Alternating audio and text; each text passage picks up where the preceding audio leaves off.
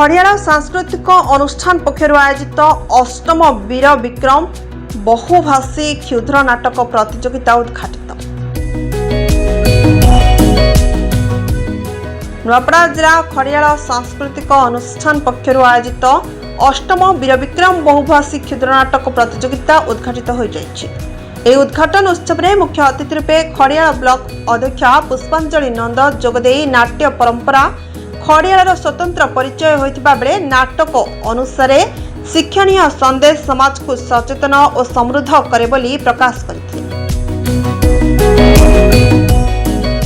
सभारे अनुष्ठान वरिष्ठ सदस्य सतीश पट्टनायक एवं अनुष्ठान सभापति जितेंद्र नाथ पट्टनायक जोगदेई कलाकार को उपस्थित सम्मान देवा परंपरा आरंभ होइतिला।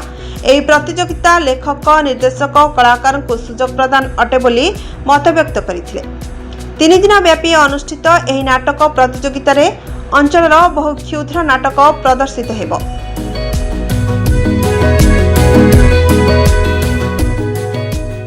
Photo news times bureau.